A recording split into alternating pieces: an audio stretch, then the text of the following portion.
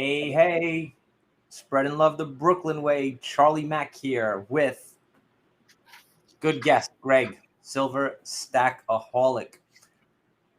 Want to thank you all for tuning in. A minute late this time, just because we wanted to make sure we brought you some quality stuff. So we were playing around behind the scenes in the green room. Thank you all for tuning in. Make sure you like, share, subscribe, all that cool YouTube stuff that you got to do. Once again, for those who don't know me, Charlie Mack, Brooklyn, New York. You can find me on Instagram and LinkedIn, all that cool, fun stuff. Got my guest on that side. I forget what the camera. Greg is on that way. Other way. You're military, right? I mean, that way. Yeah. That way.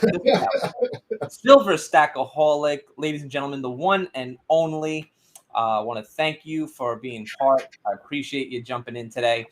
Tell the little people about yourself and where you're from, and then we're going to show them a cool video about yourself. Sure. Yeah, I'm Greg, also known as SilverStackAHolic, out here in California in the Bay Area. Gosh, a little bit about myself. What should I share? What's appropriate? You know what? We're going to dig a little deeper. I got some tough questions for you. Yeah, you're scaring me now. I'm trying to put the good Brooklyn touch on everything. I see we got a lot of questions coming in. There's a lot of chat coming in. Guys, have your questions ready. Ladies, have your questions ready. We are going to put the chat up. So when you have questions, we are going to go to them. Get to know our guest for today. We'll talk a little bit about him, where he's from, what he does. Because if you don't know, you are missing out. I wanted to briefly go over a quick video just to kind of showcase some of your really cool work. I love it, folks. You got to check them out. Join it. Let's take a quick sneak peek.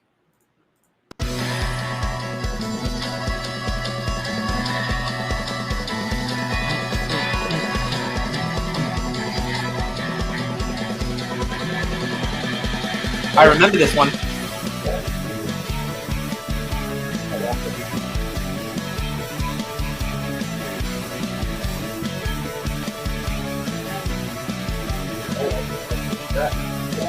That's my family crest.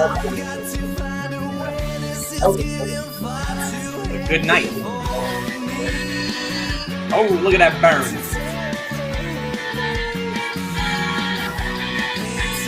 Oh, yeah.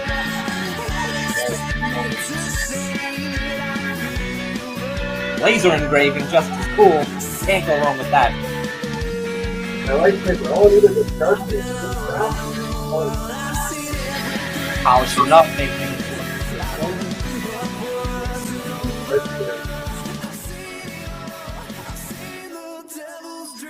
Yeah, so we can talk about that a little bit. Yeah. That was cool because the metal flowed out and then the piece brought it back to the mold. It was some cool stuff. I remember the one piece because it was my family crest, and you know, one of the other things I'll show off because that night you made a special art to part, 30 minutes or less. Could not go wrong. Yeah. And we designed that one online, you and me. Yeah. Online, live. So, folks, if you have an idea, he'll make it come true. Yeah. That was also the start of the prototype dragon series I got from you. Really, really cool stuff. I mean, you did the yin yang double dragon. This is the prototype right here. This is not going anywhere. Also, the 3D stacking NYC. Yeah, those are neat. There's not a lot out there. Is that the one that's got the colorized, or is it the antique style? Antique. I did not win the colorized. One. Yeah, Tommy and I were talking about making another one because we did daylight. We want to do a sunset or a skyline one. We do different versions of it. So that was beautiful, that piece. And silver is cool. It's stuff you can collect as a hobby, artwork, and then you get your little favorite movie creature. Don't give that thing water, man. I'm telling you, bad things. No water. It's before midnight, so yeah, gotta get Gizmo. And then, well, actually, there's the Gizmo Proto. So that's the print. So that's what's next, right? And then I've got two Gizmos we're doing. We're doing this guy, and I also have Rambo Gizmo because you got to do it. You got it. Yeah, just it's Gizmo. You got to get Gizmo for sure. Yeah. So for those who want to get a little more information and look up some stuff, I'm just going to put up the website information there, just so people can have it. Once again, SilverStackAHolic.com. Really, really cool stuff. If you got an idea, that gentleman right there will make it happen. Yeah, Silver Wildcat, we should do that. You know, maybe I'll get one of those online again, because those are fun. You know, we get a bunch of people together, we design it real time. Emma makes all the molds, I'm getting the metal ready, and we pour them right there live for everybody. So you actually get to see your part made. So it's kind of fun. We just kind of make them right there for you. So. That was a cool night. You know, it was a Saturday night, half an hour. I got one pour made, poured, envelope to my house in a couple days. There's a whole day of finishing the next day, but it looks good. It's ready to be admired. Let's put it that way. A little show and tell time. I know while we were talking earlier, you have a bunch of stuff ready to kind of show off. You know, I'm going to start getting into some tough questions about you so that people can know a little bit more about you and your journey through this. SilverStackAHolic is hiding behind the scenes. He's got all the gizmos. Come this way. Hey, Boxy. Hey, Tommy. Adam, how are you? Selfish Jim, what's up? Guys, check out his cool stuff. I'm going to take questions in a little bit. Make sure you hit the like button, share, subscribe, all that cool YouTube stuff. I like looking at my CMac piece right there. Yeah, you got to open with that, right? But yeah, so a lot of folks are asking me and kind of hitting us up around, you know, what are the different types of pouring? You know, how do you, what are some of the materials, the molds, the UV, just like all kinds of questions around printers, and just I got just a plethora of questions that Charlie and I got. So I figured I'd want to throw a couple of things out here and answer some of those and kind of spark some questions from the tribe. Anybody wants to ask something, you know, throw it in the chat. I'm not going to be able to see the chat while I'm chatting, so Charlie, if you want to read them out or whatnot. But first things first, when I go through my process, I work with a couple of different types of resins, right? So in my space, I work with I do lost wax, which is a casting system. I do graphite, which is like a traditional pour into the frame kind of thing. We also do sand casting, and we play around with all kinds of stuff. So with these, my big go-tos are 3DRS hard, because that's what I use for all my prototyping. If you got a 3D resin printer, get this stuff, right? Everything. We test with that. So everything that we make out of silver, first we print it out of this so we can see, touch, and kind of measure and make sure that it's going to look right before we waste the really, really, really expensive stuff. You know, because there's different kinds of resins, right? There's resins for, you know, printing out things that are meant to be just printed and that's it. And then there's this type of resin, which is the same model, but it's made from a wax. So as opposed to hand carving it, I can print this out on my 3D printer, screw it up, and then I end up with, this one almost worked. Very cool. One of my Silver Vixens. Oh yeah, I got a Spider-Man on the table still for sure. I think you have to pour a shirt for that young lady. Yeah. No. And then we do a lot of custom stuff. Like this is for Tucker Mooney. Everybody knows Pops. Back in 2019, we were playing around, and I had a screenshot of him, and then we put his face and this below it. And I made a couple of T-bars last weekend. This one's actually Big Chris is sitting next to me. Oh, but, cool. We might bring the T-bar back. There it goes. Now it's in focus. We might bring the T-bar back. I don't know, from the 999 Mind series. But it's one of the molds we make. But yeah, so from a resin perspective, use this stuff if you're going to prototype. Use something like this if you're going to print, because that's your staple, your real go-to. And then now, what is the typical? Let's just say someone is brand new, like myself. I've had wild dreams of pouring. I'm gonna burn my house down because I don't know what I really should buy. So let's kind of like start from the beginning. Like, what should someone invest in? You know, I'll tell you what. Let me do this. I am gonna turn my camera off. Once you share my screen out, we'll go ahead and talk about that real quick. Great. Let's see here. So, tools of the trade. Tools of the trade. A couple of things you're going to absolutely need no matter what, right? You got to melt your metal, right? That's kind of a no-brainer. There's different types of systems out there. This is what most people pick up, to get into this space. Not a huge investment, which is nice. A lot of folks use this guy. It's not a commercial grade machine, but they do really, really well. I have a couple different versions of this thing that has a crucible that drops in the top versus the front loader. If I were to do it all again, I'd probably buy this one. But a word of warning to people that do. See these here? Those are exposed coils, right? That's where the heat comes from. So when you put your crucible in there, which is conductive, make sure it doesn't touch those coils. And when you're sticking your little fingers in there, your tools, right, to grab your stuff, your crucibles, don't let that touch that coil either, because bad things will happen, right? Just a PSA right there. Game time. Hello. Yeah. And then from a printer perspective, right, with my stuff, I like Anycubic. I myself have a couple of different printers within the Photon series, because that's the resin guy. The Mono X is the big daddy. And what I mean by that is that when you're looking at a printer and you want to figure out what type of tools to put in your shop, you got to think about volume, right? Productivity, things like that. With this guy, he's got a much larger build plate, which means that I can produce more product in a single run than a comparable printer in the same family has a smaller build plate, something like a Mono, right? So this guy literally has almost double. I've got a couple of these in the shop. I bought this, and the minute I added the Mono X, I simply stopped using my other ones. It's kind of funny, but I'm in love with my Mono X, so I highly recommend it. I use it for all my resin too, the hard resin or the castable stuff, anything. It'll do the job. Everything's pretty compatible with it too. And then the other piece you got to figure out is, where do you go to kind of start? And for me, I wanted to go and find all the free stuff and figure out, what I can feed to my printer, and then feed it to my furnace, right? And then sandcast. That's how I got started.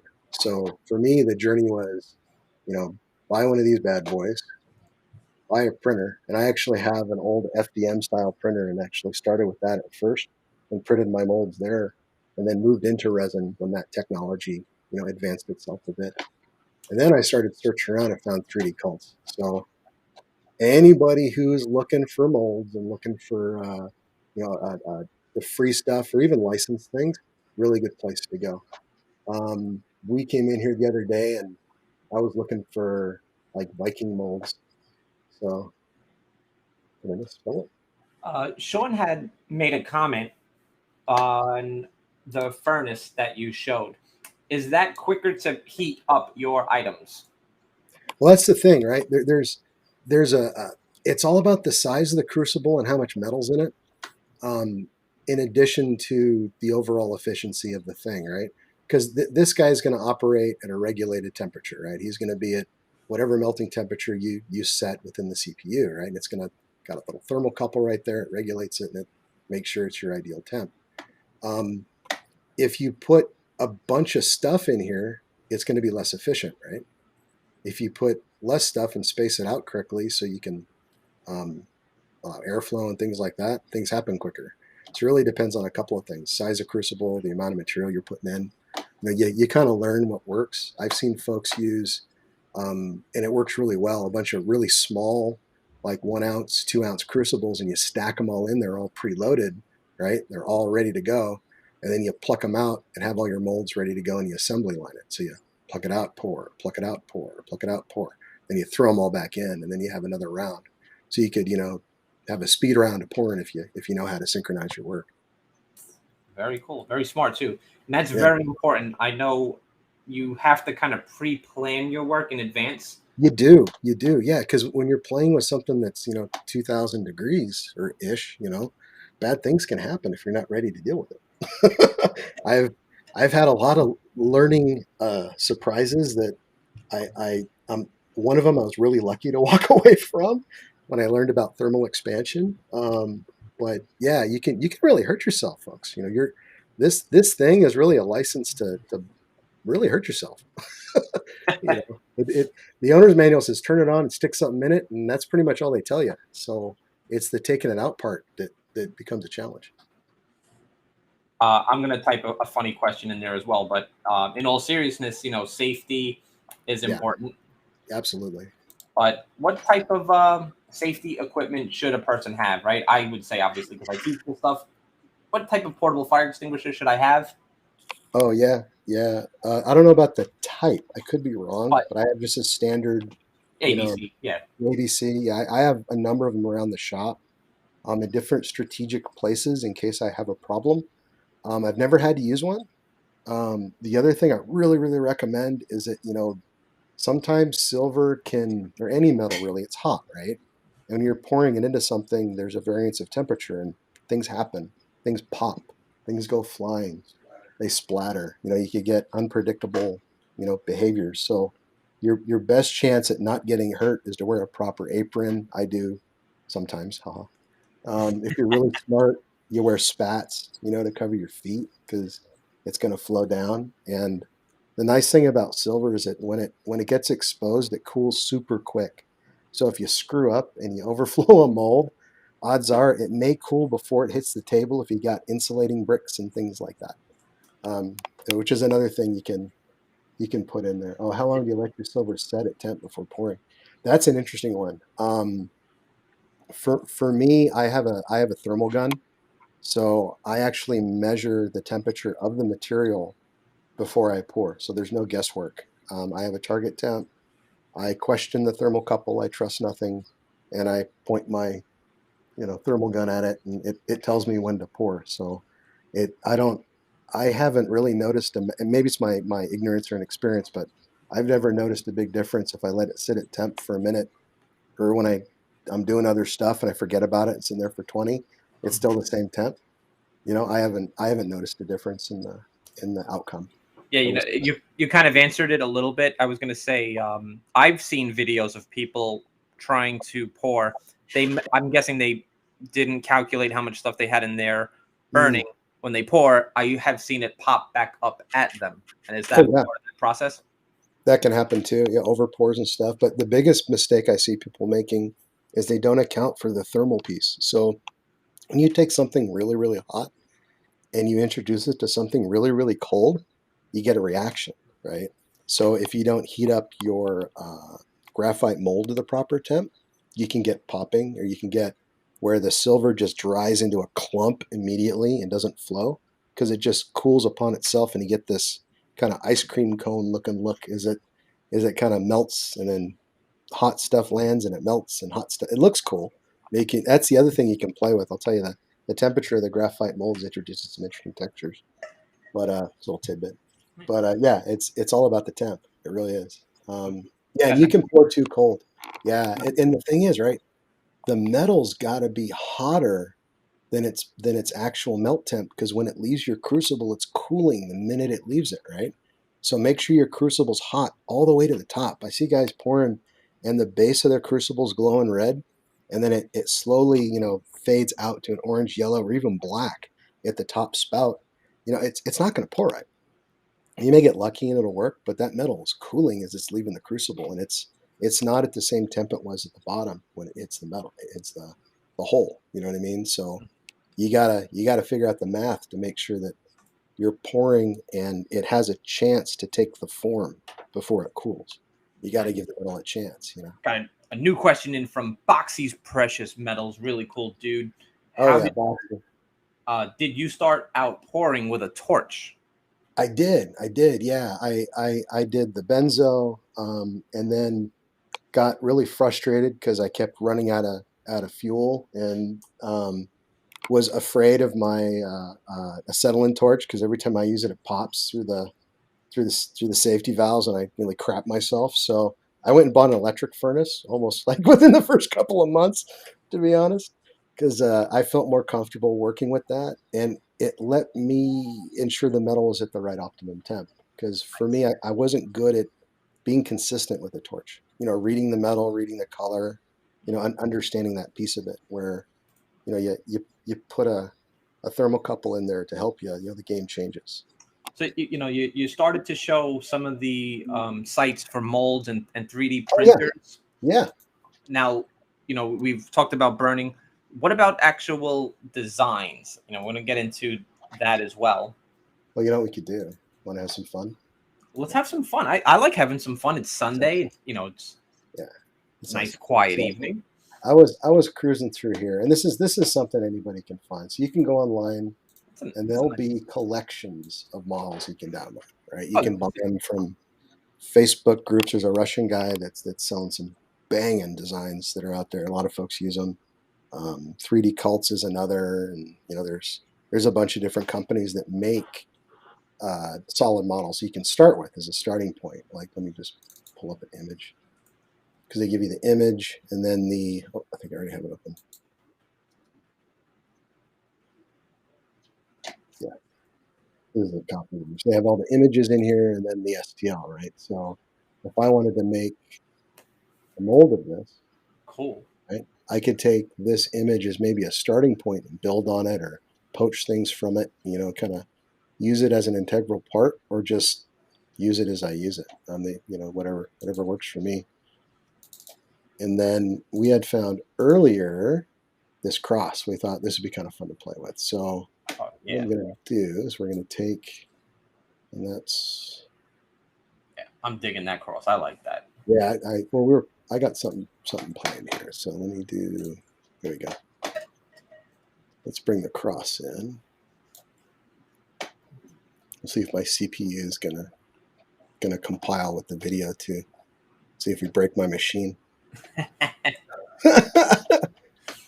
What about using a torch to melt? Yeah, I mean, I'll tell you, it's if you use the crucible and a electric machine, you don't want to use a torch, because if you point a torch inside that crucible, you're going to erode the graphite that is in the electric crucible, because it really doesn't react to oxygen to air when it's hot. That's why it has a top on it.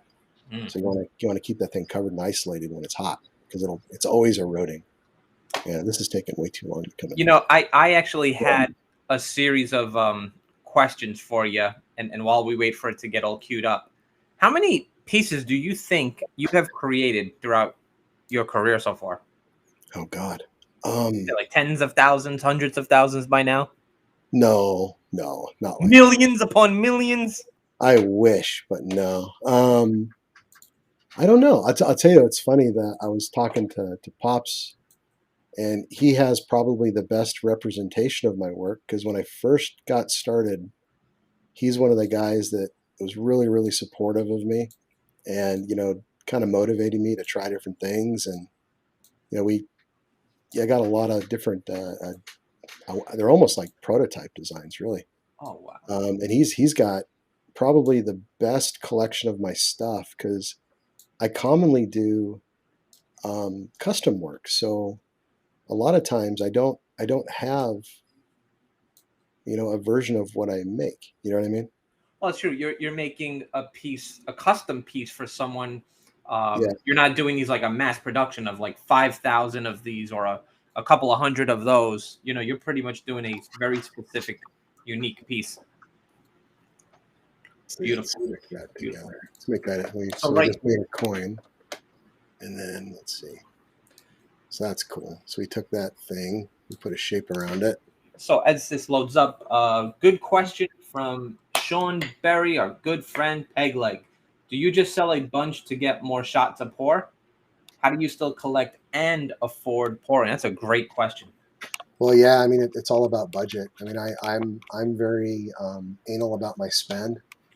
So I have I want to say, a strategy for my business, and then I have a strategy for my own personal wealth, and they're different, right? When it comes to collecting, I buy for both. So it depends. You know what I mean? So if I'm pouring you know, I in a perfect world, the volume of pours that I sell, you know, pay for my journey, right? If I'm doing it right. So ideally, that's my goal, you know, to have the the Your computer's fighting with you. Bling bling. Another really good question. I like this one from Boxy. Do you ever do lost wax for jewelers, such as casting their wax rings and carvings? I do, yes, You. Yeah. I do, yeah, I do casting for different folks.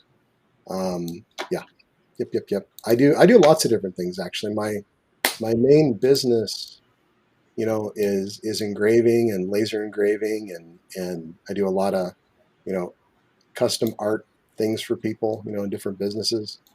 And I just love playing with silver. You know what I mean? And it just kind of, I'm enamored by the metal and what it does and how it behaves. And, you know, it just kind of, I don't know, just kind of, I really enjoy it. You know, that's what motivates It me. is so cliche. You know, you have Yeah. like your Morgans and your peace dollars. Like, you know, those are cool. You collect them, and you got your eagles and you collect them. But when you have stuff like this, like the double dragons, the prototype that I have, I love that. It's a cool carry around piece. The gremlin that I have, I love playing with this thing around the house. I hide them all over the place. But you're right. It is so different when it's in your hand. So different of a feeling. Jewelry seems to be taking off like crazy right Oh now. yeah. I'll tell you, I really enjoy that space. Yeah, I make pendants for folks, and like theoretically, you know, this same design, we could have changed the background to just take an outline of it, extend that, flatten the back. Then you've got, you know, just the cross itself, put a loop on it, make a bell, you got yourself a pendant. You know what I mean? Yeah. And a lot of all of this stuff here is royalty free. So I can go through and grab, you know, any one of these drawings, any one of these images, you know, these models, you know, So this use it. website is free. It's royalty free, public domain. Yep, yep. Nice. It's pretty And I think cool. that's one of the things to kind of talk about as well, especially for new people who are getting in, or people who are somewhat new who have been pouring, but just to understand, you know, the legal, you know, parts of it as well. What you can do, what you can't do, what you shouldn't do, but people Yeah, do anyway. IP. Yeah, that's the IP. thing. Yeah. It's like, yeah, it's funny. I get asked to do a lot of things that are, you know, we call them IP, you know, intellectual property, things that are owned by others.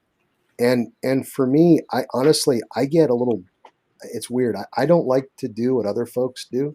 You know, if I see somebody do a pour and I was actually planning on doing that design, I'll actually chuck it and not do it. Because it's like you gotta show a little respect for the other guys out there, and plus, I want to be unique and original. You know, so like here's a good example. Let me turn the camera back on. Let's see. I mean, if you can see, if you want to show the camera real quick. Yeah, absolutely. Boxy has a good question too. Once you show that item. So this is an example of Ooh. taking the Spider-Man. So what I'm going to do is I'm going to make a wood base that he hangs down this way. Hello, Emma. He hangs down this way, and that's the, if it'll focus. That's the Spider-Man attached to, you know, silver webbing, if you That will. is cool. Yeah. So I mean, and there's the Spider-Man in wax, ready to be cast. Yeah. So silly question. If you have, you know, a wax cast like that, how many times do you think maybe on average you can reuse that piece? Is there a Reuse. No, it's one time use, bro. Yeah, this gets melted, right? This creates a negative form, and that negative form is the silver. It's gone. That's why it's called lost wax.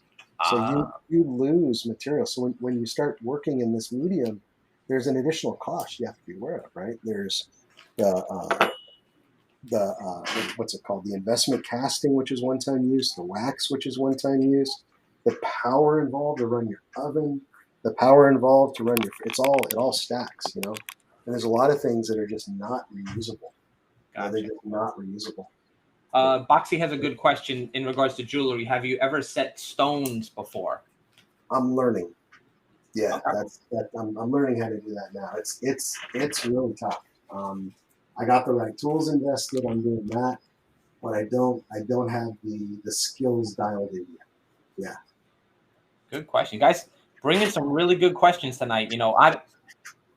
I'm a collector, so I don't really know your space as well as some of these guys in the chat do. But man, we got some really good questions. Oh, and then this is one of the first sandcast pieces I did. What about Sean has a good question about movable parts. I know you showed me a little something. Sean wants to do the robot dancing. Here's an example, something that will be moving soon, but this guy will have wheels. That's my dune buggy. Nice. But yeah, I mean, movable parts. I'm into it. I do it. I'm playing with it. Is that Herbie the Love Bug? No, that's my Volkswagen dune buggy that I have in the garage. It's a model after it. Oh, nice. So that is actually the car that you have. Yeah, in my garage. Yeah, and then this one's got the turbo in the back, like my car. That is dope. That is really cool. Yeah, I'm gonna be making a car series. I'm working on it. Like I've got this dialed in where I can get this far, and now I just got to make sure I can do it multiple times. I did it twice, so that sells me on the idea. What about so you showed a website where people can kind of look at the different types of furnaces, the website for 3D printers. What about movable parts, stuff like that, articulation? Well, that's the thing, right? That's on you. I mean, you can go through and find something and then use tools like Mesh Mixer or others to break things apart. And like you could take the head off of this guy and make it so it spins left and right if you know how to use the right tools. It's all about knowing your tools, knowing your software, and understanding how to enable that outcome that you want. It's complicated. It really is. I took upon a little personal quest to make a Turbulon watch out of silver that I'm working on. Yeah, it's a tabletop watch. So, and it's proven to I want to choke myself. But yeah. Foxy is giving you some love. Hey, buddy. Yeah, the flower. That was the first natural pour we did, organic. That was actually a flower. Kind of fun. Great. You guys are great. Keep bringing those questions coming. Sean, his G.I. Joes will have movable parts, but not sure on the arms where rivets are. Yeah. There's tricks. There's things you can do. You will learn. You will practice. You will learn. Do. That's right. Yeah. It's just like everything else. No matter what your trade is, whatever you do, you've got to go through some growing pains. You've got to learn, practice, and keep going with the flow. Tools are tools. You got to have that knowledge. Yeah, it's tough, right? Because it's a learning curve, and if you do it right, you don't lose a finger in the process. And that's You got something you're working on right here. Oh yeah, so here's the piece we just finished, and let me do this. I'm thinking if we want to be cheeky, yeah, let's do that. So cool. I'm thinking if anybody wants one of these things, I'd be willing to even print out the mold and pour a couple. But yeah, it's a great design. Look, 25 minutes we're on, 30 minutes we're on, already coming up with a design. Greg will customize it to whatever you want on there. You can say you got one during our YouTube live. Sean says, thank God for Dremels. Yes.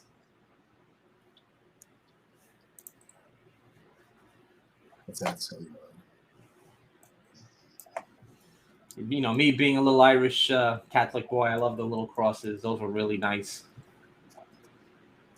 Had to bug you to put something together. And if I'm not mistaken, we have a couple of hidden gems in the work for 9/11, for the Memorial Foundation, for the FDN, the fire department. I do. Sweet. You want a sneak peek? Oh, folks, what do you think? Should we get a sneak peek of a little project I'm working on? Go ahead and turn the camera back on. We'll switch the camera back on. it'll work. Oh, there we go, folks. So, guys, you know me. I like doing stuff for charity. So I'm working very closely to do something for the NYPD, for the FDNY Foundation, and for the 9/11 Memorial. That right there, it's going to go up for some auction pretty soon. Sneaky peeks are the best. Very cool. And we got to figure out what we're going to put on the back for it. Absolutely. Something for the event and stuff. Kind of make. You know what? Because this video is gonna live on and on and on. We'll have the people put some comments in on what they think should go in the back. Maybe we'll do like a vote or something.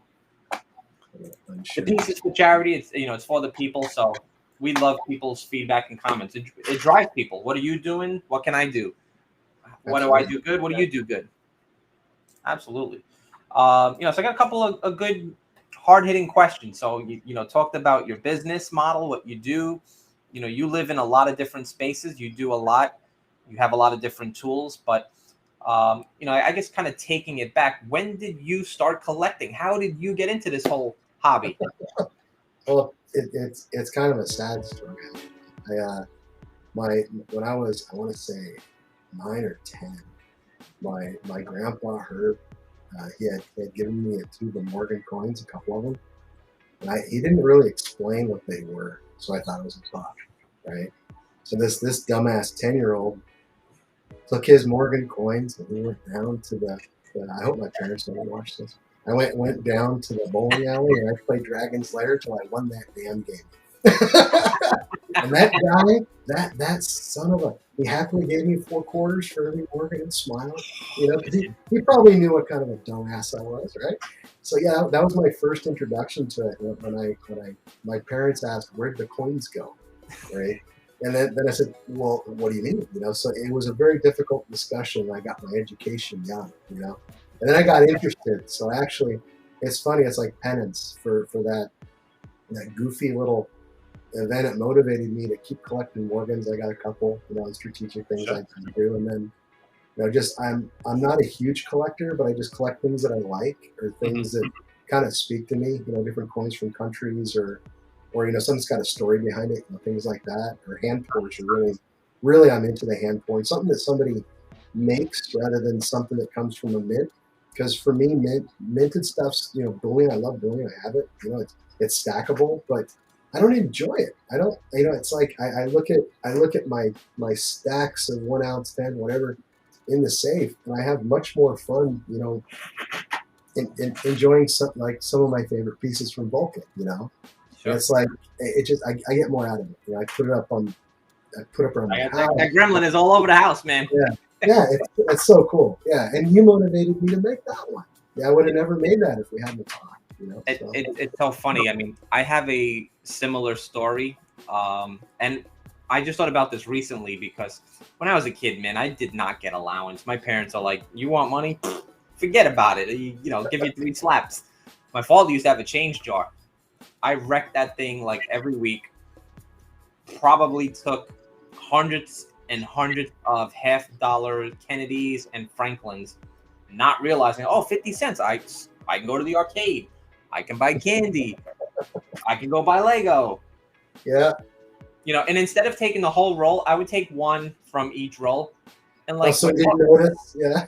I thought he wouldn't notice. My father's like, why don't you take the whole roll? What are you doing? You learned the fast way. But I think about it now, like, oh man, I could have been making, a lot more back then. That's funny. And they're all silver too, right? Yeah. Guys, if you have questions, you want to know something, throw it in the chat. We'll pop it up there. What are some of your favorite pieces that you've either made or you still have? I think everybody knows My Little Gremlin is like one of my favorites now. Let's see. This may sound silly, but aside from the Vulcan piece, I'll talk about that first because that's just absolutely freaking amazing. This piece is so small, and the level of detail that was pulled out of it is just ridiculous. This is just crazy. I mean, I know how hard it is to do that, and that's just nuts. So this is absolutely my number one. To be honest, that's my number one piece, which is kind of fun. Sean has a good question. Which do you like pouring, sterling or 999? It depends. You see, because it depends on what I'm doing with it. Because 925 is a lot stronger. So if I'm doing things that are stressful and I'm worried about the metal bending or not taking on the load, I might want to do it in 925 rather than 999, because 999 is really soft. You gotta work harder, harden it, and do different things to make it, to the point where it depends on your use, really, right? If it's gonna bend, it's 999, it's soft, So yeah. Oh, it's good to know too, because I don't think everybody knows that one is stronger than the other or harder than the other. Yeah, it's actually softer. Yeah. Yeah, sterling. Yeah. Online or local shops? See, for me, I don't get around to the LCSs out here much at all, out in the area of California, man. And I buy most of my stuff online from other artists and stuff, like the stuff that I like. If I'm stacking, I'm buying directly from the mint, or from a seller that I work with really close to get good pricing. So, because when I want to buy in bulk, I don't go through a mint. I go through somebody who's closer to the. Gotcha. Yeah. Yeah, it's funny. I think everybody's kind of, they've purchased online, they purchase from their buddies, or they go to their shop. I think it all depends. I mean, I think everybody likes to walk into a shop. They can see what they got right there. You go online, it's click, click, click. Yeah. It is a different experience, tactile, right? When you're touching something. But, a lot of this stuff's an emotional buy anyways, right? I don't need to buy it. I must buy it. I must buy it. Yeah. How fast can I get it? Yeah. I always appreciate this too, because I've talked to a few people just kind of putting this stuff together. And like for me, I'm a buyer and I'm a collector. But I always like to know, like, who is working with who. There's so many different people collaborating with other people in different spaces. So I thought this was a really good question. This actually came up in Instagram from a few people. They wanted to know, who are your favorite artists to work with? Doesn't have to be just in the metals, but if you collaborate with other people. Yeah, I'll tell you, for me, I collaborate with folks in different spaces too. It's not just metal, because I like to work with different artists that do some of the folks here. Different artists that do line art or sculpting or 3D modeling. I work with a bunch of different folks. That if I can't deliver on something and I've got somebody asking me beyond my ability, I'll come up with the idea, the general format, and work with my partners to help bring a product to the point where I can do something. I mean, everybody gets stuff, at some point. It's always going to get beyond what you know, so you can learn something. So that's what I look at. Now, I haven't personally been to any of like the major like coin shows, but do they typically have poor artists there selling in those type of events? I'll tell you, I went to the Vegas show before all the COVID. Like I was like 3 years ago. It was an epic trip. And there wasn't a big presence. MK was there, and he had a big old table set up. There was a lot of like some of the mainstream stuff with the coin guys. Like they had a little box, and you'd see like a bunch of sunshine, not sunshine, like mutiny metals. There's a ton of his stuff that one guy's doing, like a little 1/2 ounce and 1 ounce little rounds and stuff. I saw a lot of polar bear porter stuff in a big pile. Somebody was bitching. It was really random though. There wasn't a lot of hand poured product to be seen. But I'll tell you though, the coin shows I'm seeing online with folks, it seems like people are penetrating that market, which is exciting. There's like guys like Reckless, and Haley Bug and those guys. I see them, plugging in at coin shows and making a really good presence, and that's awesome because it opens up the door for a lot of the people that are in this chat, including me, right? So that we can start getting our stuff seen. Those names came right off the top of my head. You, Haley Bug, MK. Like just the 3 people that I typically will buy some stuff from, just because like I know you guys, through social media, but everyone's kind of got their own little flavor on like how they do things. It's true. And I'll tell you get to the point where, when folks find their vein, you can look at their work and it's their work. There's some artists like YPS, it's his work. Yeah. Right? Look at it and you just know. Reckless, you just know, right? It's his stuff. You know what I mean? Haley-Book, same thing, you know? Because people have a certain look and feel, and that's awesome to get to that point, because that's success, right? When people look at your product and go, wait a minute, I saw YPS do that. Wait a minute, YPS did that. You know? A lot of people think it's like, it's just my stamp on it and that's mine. Like, no, it is like how you execute a vision of something. Yeah. There's a lot of steps. It's not easy. Folks are figuring that out, because we're in the maker world now, right? Everybody can buy a 3D printer. Yeah. Everybody can buy a $500, not everybody, but a $500 furnace versus a $10,000 commercial furnace, right? It's not a bad way to get into it and see, you know, and if you're making $5 an ounce, you know, pour a bit of silver and make it back, you know? I mean, and learn while you're doing it. Figure out if it's a hobby or a business and fall in love with it like I did, you know? I have a follow-up question to this question, but I didn't get a chance to put it in here because I didn't know if they were actually going to come in here or not. But what is one of your best selling pieces? I guess it could be, amount or a dollar amount. Well, it's funny. It's a cross, because the custom pieces are kind of one-off stuff, and I've had some fun challenges there. But for me, it's been the Zodiac series has been a really good get. So yeah, we're got a couple of samples. Now this is something recent you were doing, right? The Zodiac? Yeah. So on the back side, we got my logo. That's all 3D, and then this is Leo. Nice. Leo. And they all have kind of a steampunk, kind of skull out, kind of look. And then there's Aries. Oh, that is cool. And this was my first attempt at an M-Link, so I'm going to strip it and redo it. But yeah.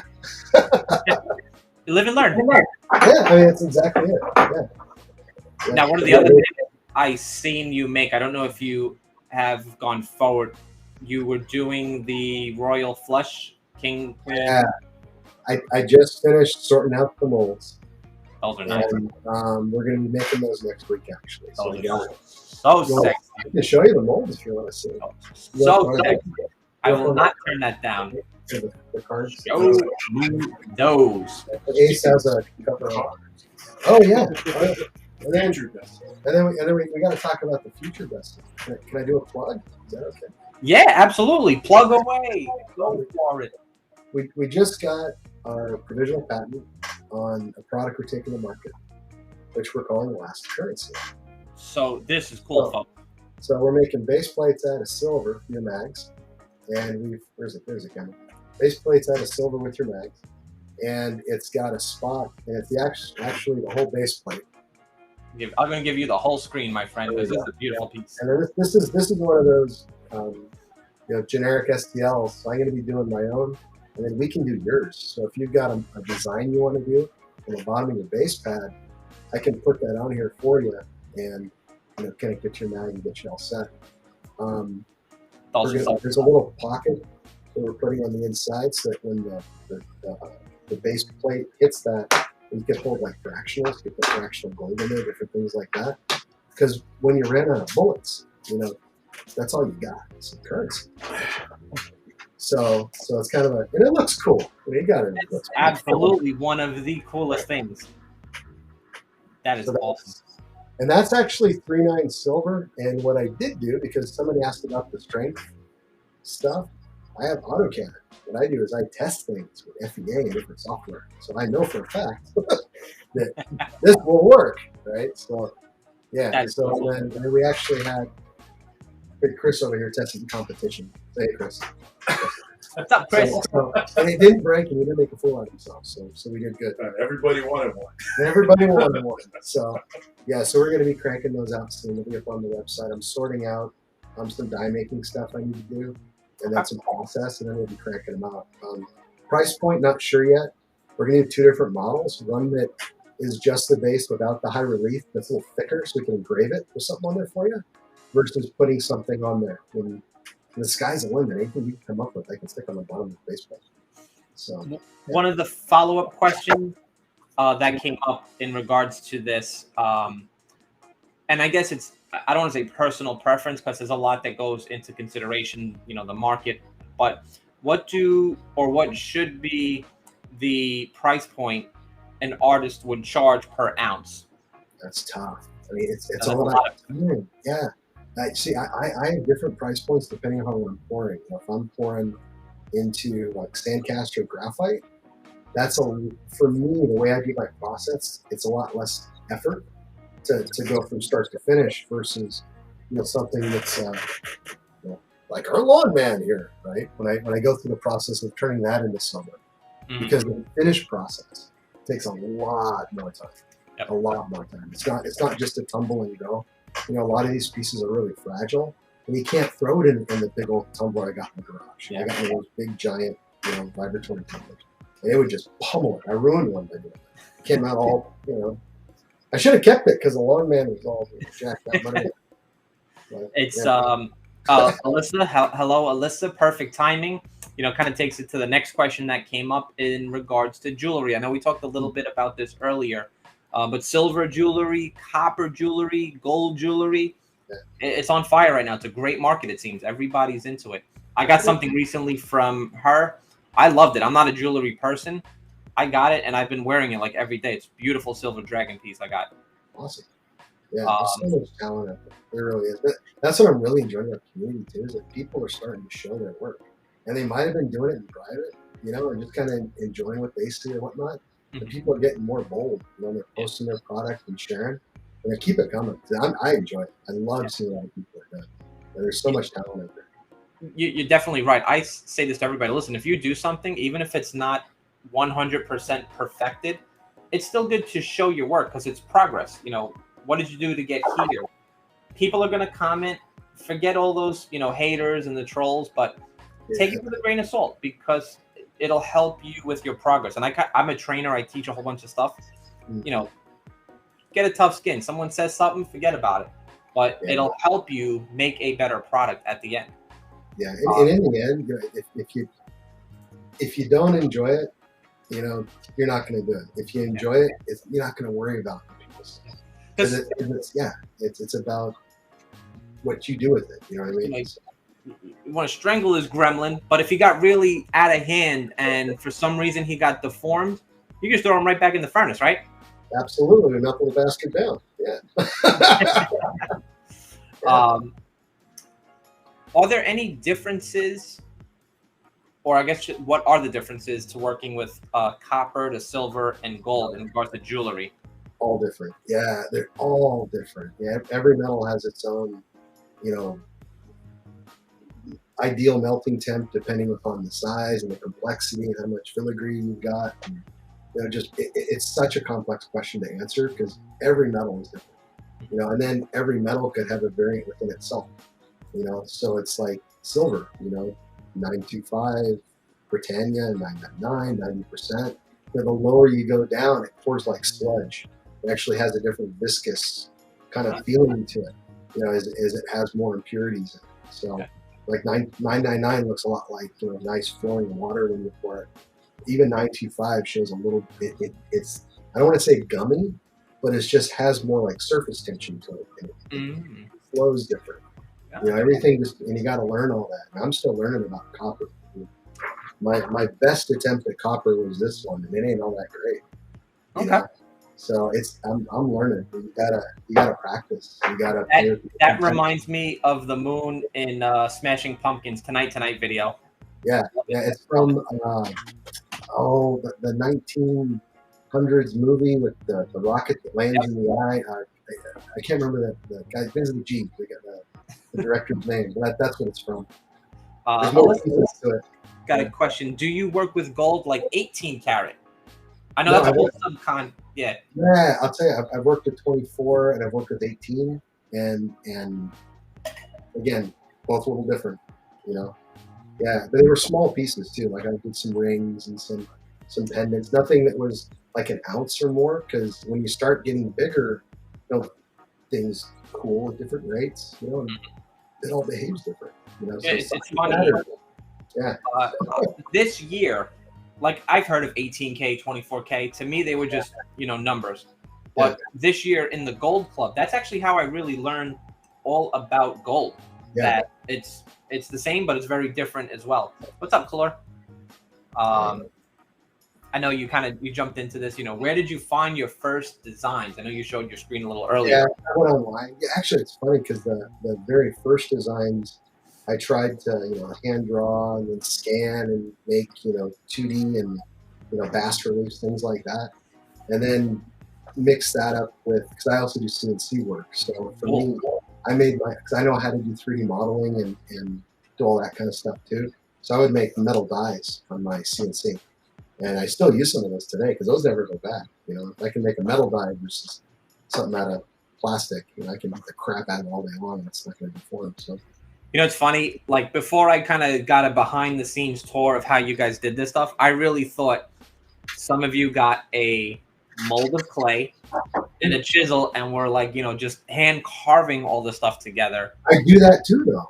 I'll show you the box of clay behind me. Yeah, I have things where I'll take clay. And then what you do, wow. So you take clay, right? And then you got to make, this isn't a sex toy. You make a mold, right? And then what I do is I inject wax into this, let it cool, and I pop out a form.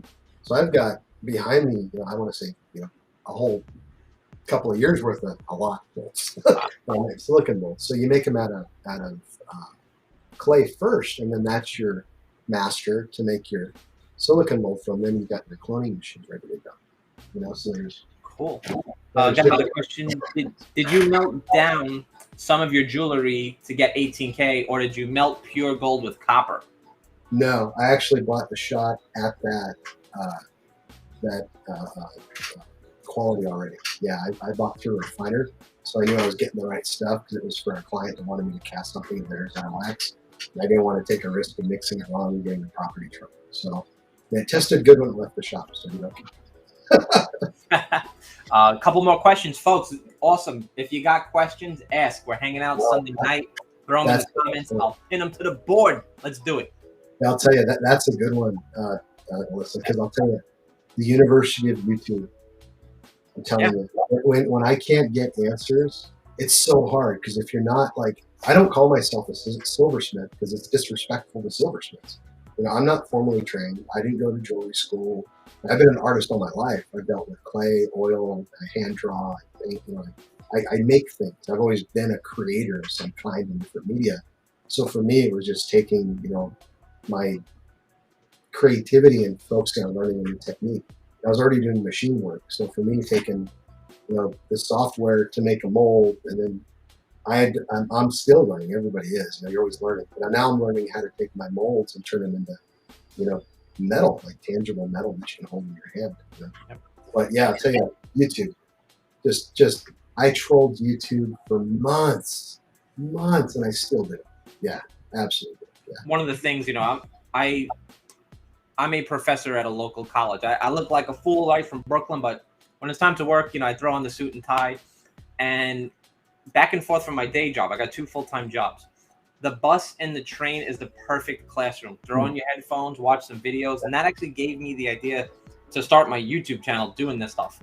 Is people going back and forth that just want to learn how to do this stuff. Bus and train, that's your classroom, right? Yeah. You build up your skills little by little.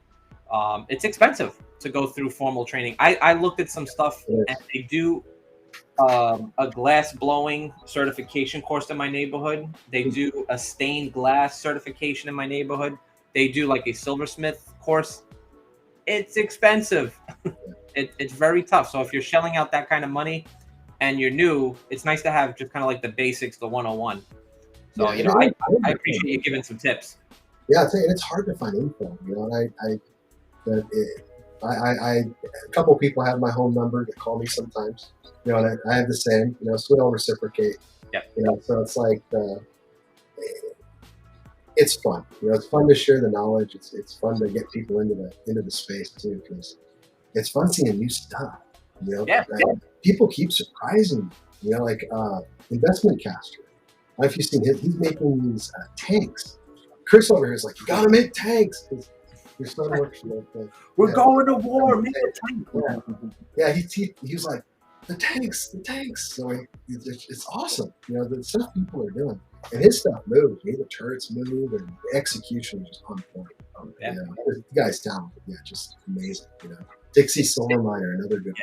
But if you guys don't know, he's our G. So if you want to learn how to the real techniques and someone that is a silversmith and knows how to do stuff, go take a look at his channel and give him a pop because you'll learn. I learn every time I watch my own stuff. Yeah, if you're paying attention. Like going to the major leagues with those guys. Yeah, really nice stuff. And he has somebody who's like formally trained too, so you get to see how the pros do it. He's got the real shop. He's got a whole giant workshop and stuff. So. I had another question for you. Very important one. What tool could you not live without? Because you got all the goodies. It'd probably be my software that I used to do all of my design work. Software? Yeah, because if I'm not able to create the thing that I'm making, I think I'd lose interest. I really do. I think if I wasn't creating and just, kind of, I don't know, I'd probably stop doing it. I'd stop doing other things because it wasn't creative enough for me. So that's probably what it would be. Yeah, because I would think, with a furnace, they break, crucibles break. Yeah, who cares? Yeah. I got 3 or 4 of them in broken state in the garage, and 2 work, 3 are dead. That's typical because it's just the cheap little furnaces, they die. Yeah. Oh, here's a really, really good question. I didn't even think of this. Here we go. Uh-oh. Love it. Alyssa says, what's something you wish you knew when you first started? That's a good question. I think if I would have taken the time to really understand the metal I was working with, like the ideal temps, the flows, and pour graphite first. That's what you do. You pour graphite because you learn so much, and I jumped into sand and I struggled and I figured it out, but I think if I would have stuck with something and just mastered it and then moved on to the next thing, it would have been a quicker journey, but I just did everything all at once and I started learning all the different board styles at the same time. So I just didn't, I didn't pause. I just ran for it. Yeah. How much? Yeah.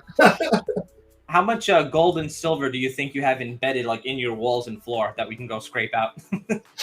Well, I can show you the dust collector underneath the jewelry bench where my saw is. I haven't refined that yet. It's getting pretty fat. I gotta send it to Mac or something. Right? What about, obviously we're here on YouTube today, but if people want to find you, I think most of the people know they can find you on Instagram, but just let the people know again, what social media websites are you on? Do you have your own website they can order things from? Yeah, we got a website up, and the inventory has to be updated. I apologize in advance. We do have SilverStackAHolic.com. That's our commercial site. You can order on it. It's live. We also do more. It seems that people reach out to me more through Instagram for the custom stuff. That's where we get caught up. And then we have a YouTube channel as well, trying to get our subscribers up so we can monetize that. So Give us a click and a subscribe. The SilverStackAHolic. So the YouTube page is the same thing, right? SilverStackAHolic? Yep. Awesome. SilverStackAHolic. Better subscribe, like, share, subscribe, all those crazy YouTube things that they tell you. Exactly. I feel like a spokesperson when I say that. Folks, if you have any questions, throw them in the chat. Greg is going to go under some rapid fire right now. Got some rapid fire questions. I like to kind of close with this stuff. Ginger beer. You better grab a drink, so I'm grabbing mine too. I'm going to grab the last ginger beer. All right, I got to load up for this one. This is fun, so. You're scaring me. There we go. And these are all like tongue-in-cheek, fun type of questions. So I think I'm going to kind of do this with all of my videos at the end with all the guests. Rapid fire. I'm going to ask you a bunch of questions. You just tell me this or that, whatever comes to mind first. We want to get to know the people. So, first question: silver bars or silver rounds? Rounds. Rounds. Okay. Yeah. What is the better cartoon? Thundercats or Ninja Turtles? Thundercats. Kidding me? Absolutely. Yeah, absolutely. Turtles. Turtle soup. Uglier animal, naked mole or the blobfish? Blobfish. Have you seen that apparition? Oh my god. It's just wrong. Looks like somebody sneezed with eyeballs. Yeah. Yeah. Better game, D&D or Magic the Gathering? I know where this one's supposed to go. Yeah, the problem is I started with D&D. right? And I was really into it. And then I tried to gather it. I tried it, bro. I bought the cards. I'm like, what the fuck I'm doing? So I gotta say D&D. I gotta say D&D. Yeah. I hear you. And we're not judging, man. We're just asking questions. And we're not judging. We're not judging. Sure. Yes, D&D. D&D, you got the dice. Yeah. The silver dice. What would you rather create and port, an angry giraffe or an angry kangaroo? Probably the kangaroo, because I put them in the pouch. Make it more complicated. Yeah, I didn't think about that. Yeah, I thought giraffe, that'd be pretty cool, the long neck. But yeah, kangaroo, you'd have to make the complexity, the undercut. That'd be more fun. Got to add a little Joey in there. Yeah, little gold Joey. Little gold Joey. Yeah, make him pop out. That'd be awesome. Totally cool. Who wins in a fight, JFK or Teddy Roosevelt? Wheels. That's a good one. Last week, I asked George Washington against Ben Franklin. So that's a tough one. Yeah, Ben. Washington was the general. So I mean, but Ben could maybe create his way out of it. Shock him or something. It's the old brains versus brawn. Yeah. Folks, if you have any questions, now's the time to ask them. We're wrapping up the end of our second interview with CMac and his guests. We got Greg, the SilverStackAHolic. Spread love. It's the Brooklyn way. Like, share, subscribe, all those crazy YouTube things. I feel like I go crazy when I say that now. Like every other YouTuber, like, share, subscribe, comment, do all that crazy stuff. Greg, really appreciate you taking the time out. I've been bugging you all week. You were one of the first people that came to mind because I know you. I appreciate the opportunity. Stuff. Yeah, and I'll tell you, I love the session you're putting together, and I'm really looking forward to the next one. I got some ideas. Once I get a little better at this, and I, make my way into it, I'm thinking maybe we do some battles, poor artist versus poor artist. They come on one night, they show their best piece. The people will judge it. We'll make it fun. We should do one of those a live pour where we take the design we did tonight. I'll make the mold if you want. We can do a live pour on that thing too. Might be kind of fun. Is a artifact tonight. Yeah. Awesome. I don't have any more questions. I'm out. We hit the hour mark. We were only going to do like 35, 45 minutes, but when we were setting this up, we came up with so many cool ideas and topics upon topics. So once again, I really appreciate everything. Greg, what do you want to say to everybody here tonight? God, I feel like I'm the Fifth Element when we put the mic out, But no, seriously, I appreciate the support and keep the ideas coming. It's all about being creative and engaging. Collabs are fun. Reach out to everybody around you. I really enjoy the act of collecting the silver, finding new artists, finding new designs and stuff, and that's what makes me kick. So I'd say, keep inventing, keep creating. Find what makes you happy and just do it. Don't worry about all the BS and all the no drama. No drama. Yeah, all the dramas. It's enjoy it. That's what it's about. It's about enjoying what you do. So. Looks like we do have one last question. Alyssa says, do you do custom molds for artists? I do, actually. Yeah. I do custom molds for, let's see, here's what I did for Reckless. You guys probably know that one. That was my mold. Oh, yeah. Yeah. Let's see, what's another one? I did, Reckless also made these. I made these molds for these pieces. Oh, nice. Yeah, the road trips. Yeah, there's very few of those out there. I do molds for different folks. They hit me up and I'll do either a sandcast mold or I haven't done a lot of graphite for people because, it's cool. I love graphite for people because it's just, I don't like cutting graphite because of the dust. It's really bad for you. It'll kill you. So, we mentioned it. Safety tips. When you start, we talked about fire extinguishers and aprons. I can't mention this enough because both of us, eyewear and respiratory. Yeah, because when that metal is melting and you're looking at it over that furnace, it's outgassing, folks, right? So whenever you're melting something, the gases come out of it, and they're not good.